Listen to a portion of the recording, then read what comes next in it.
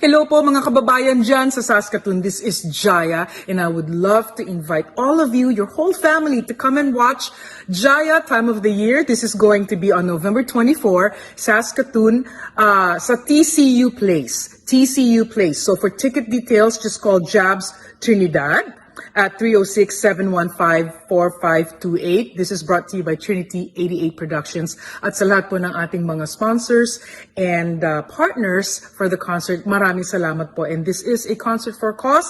Beneficiary po natin ang Angkop Canada. Angkop Canada will be with all of us also that evening. So, invite your whole family, magkantahan tayo, mag-enjoy, magsayawan.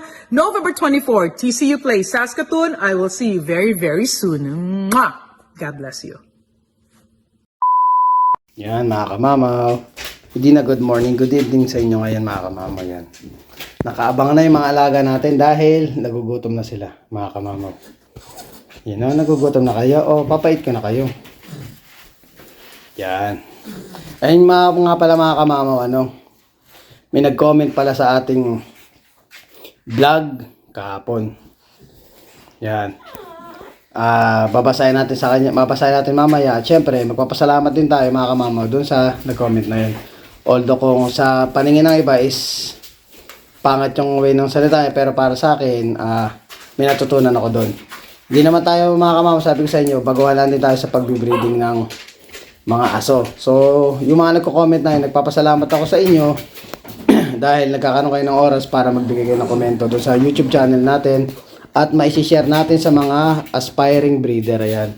So, malaking tulong yung mga kamamaw, may babasahin ko sa inyo. Pero sa ngayon, papakainin ko muna ang ating mga alagang kamamaw. Ayan. Ayan mga kamamaw, tingnan nyo naman kung gaano kalalakas kumain, no? 14 na takal yan mga kamamaw ng dog food. So parang pumapalo na tigda 2 takal lang isang kain ng mga tuta. Twice a day. Yun mga kamamaw. Ano naman yung takalan ginagamit ko yung takalan ng rice cooker. Naka-elevate yung pagkain yun mga kamamaw para yung faster maayos. Ayun, babasahin ko pala mga kamamaw yung nag-comment na isa. So, umano sa akin to eh. Papasalamat po ako kay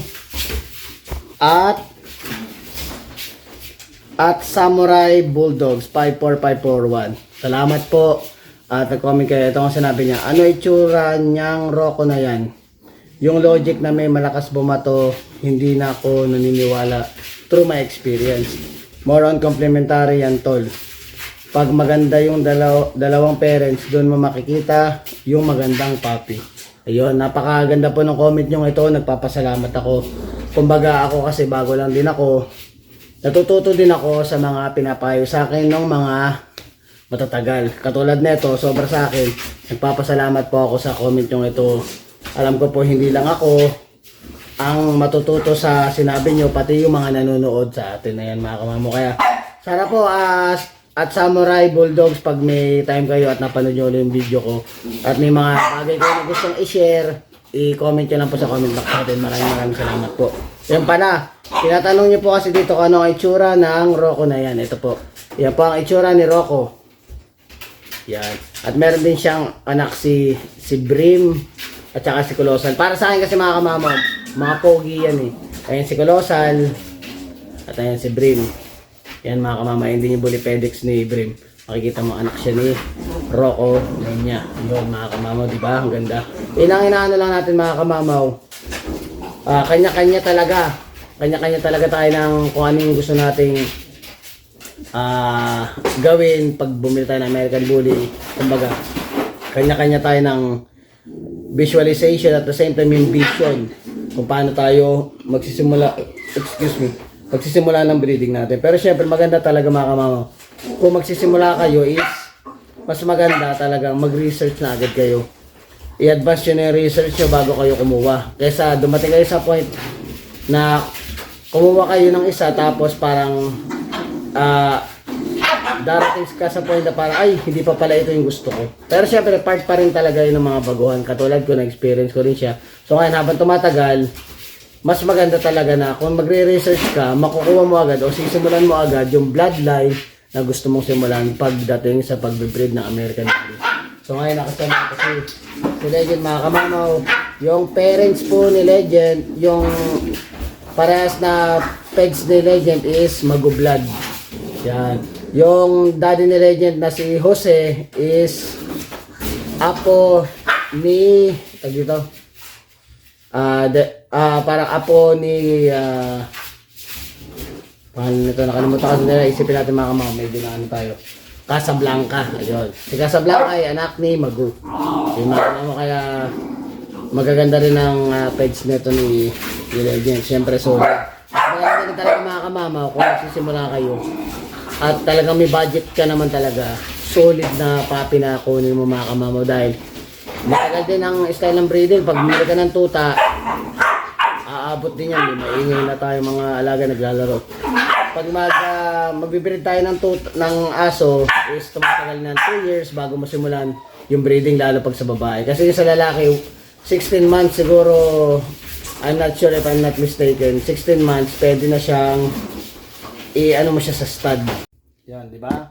Ganda ng Rocco Blood, kuya. Ay, pinakita ko lang sa iyo, kuya, kasi nga tinanong mo kung ano ba yung Rocco Blood na yon. Ayan. So, yung sa sinabi mo sa comment, ayan mga kamamaw, shinare na ni kuya, na mas maganda rin talaga based sa kanya experience. Kasi ako, ikukuri ko lang ang lahat ng ito. Yung sinasabi ko o na-share ko sa inyo mga kamamaw is based doon sa aking experience and then my own opinion.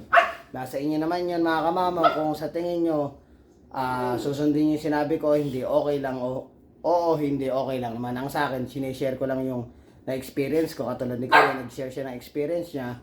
Yon, kung talaga magbabangga pala talaga kayo ng aso is kailangan magandang nanay, tatay, sigurado, kalidad naman talaga. Number 1, no doubt yun, talagang kalidad ang lalabas doon. So, based sa experience siya, ganun talaga. Siguro, matagal na rin siguro si Kuya nagbibreed ng aso, kaya nasasabi niya yun. At sa akin, naitulong niya sa akin syempre. Kumbaga, masaya kasi ako tuwing may nagko-comment sa aking YouTube channel, at syempre hindi lang naman ako nakakabasa, nababasa rin ng mga nanonood yan. Kaya salamat sa iyo kuya.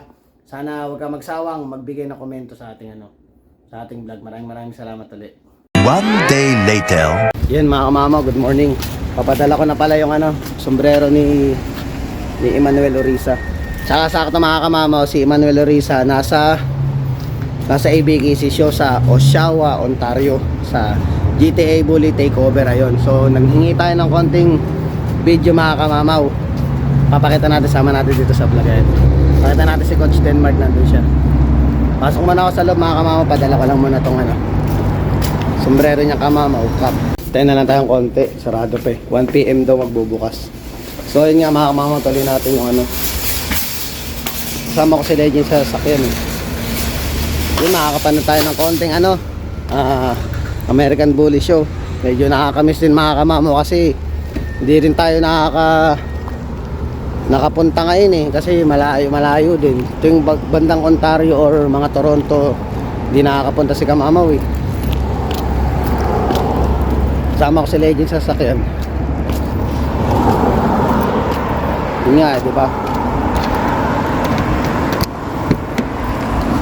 Mako at nagkukulit kasi. Tayo ko lang mga kamamo kasi ilang minutes na lang, 1 o'clock daw bukas na yung bukas na yung store. So ayan, medyo may sinay kasi siya. Nagbabrowse ako ng Facebook, tapos biglang nag-message siya. Nagsend nga siya ng video ni Coach Denmark. So naisip ko, sabi ko, total naman nandun na si Emmanuel, mag-request makisuyo tayo sa kanya ng konting video para mapakita natin sa mga bully enthusiast na yung mga show dito sa Canada, meron din dito. Makita nyo rin kung anong nangyayari sa show ngayong araw na to sa Oshawa, Ontario. Ayan, shoutout sa mga American Bully breeder, mga handler dyan. Ayan, shoutout sa inyong lahat. At enjoy nyo yung araw na to kasi ang sarap sa pakiramdam mga kamamaw. Usually pag yung aso mo yung nakasalang dun sa IBKC show, naranasan ko nung nilaban ko si Legend at si Denmark yung nagsalang sa kanya mga kamamaw. Iba yung pakaramdam. Nangyayari kasi sa amin dati, diskarte namin, pag si Legend ang nakasalang sa show, lumalabas ako. Dahil usual, alam mo naman, ikaw ang owner nitong Kamamaw Bullies na to. Pag ito ang nakasalang kasi mga kamamaw, nararamdaman niya na nandun ka sa paligid. Kaya nangyayari, para at least maganda yung pakita nung alaga natin, lumalabas talaga ako mga kamamaw. Yung moment na nakikita kong rumarampa talaga si Legend dati sa ABK show, hindi ko masyadong nakita. Kumbaga yun yung moment na gusto ko, kaso tinitiis ko mga kamamaw dahil every time na nandun ako sa may show ring, nararamdaman ni Legend yun. Nag-iiba ang kilos ng alaga natin eh. Kaya for the sake na maging maganda ang performance na ipakita ng ating alaga, lumalabas talaga ako mga kamamaw. Ang nangyari, pag salang nila Legend, labas ako, tawag sila Denmark, pasok ulit ako, ganun. Kaso dati naman, maganda naman ang kinalabasan mga kamamaw. Sobrang papasalamat tayo kay Coach Denmark nung nilaban niya si Legend. Mga kamamaw, every time na lalabas ako, every time na papasok ako para tawagan nila ako, si Legend ang nananalo mga kamamaw. Kaya shoutout din kay Miss Hana Aba, si Grand Champion Zero Bark, nakalaban ni Legend dati sa tag dito, best of breed. Yung makalaban mo lang mga kamamaw, yung mga ganong magagaling at ganong kilala sa American Bully show mga kamamaw, isang malaking pagkakataon na isang malaking tag dito, sa magandang karangalan na yun na makasalang ka at makasama ka dun sa best of breed kasama ng pinakamagandang aso sa American Bully Show. Ayan. Kaya shoutout sa iyo Kuya James Aba and then si Miss Hana Aba. Ayan, shoutout po sa inyo. Ayan. Tambay muna kami dito ni Legend. Padala natin dito. Tapos hintay lang natin konti yung video yung isesend sa atin nila ni Emmanuel and then sasama natin sa vlog. Okay. See you later mga kamamaw.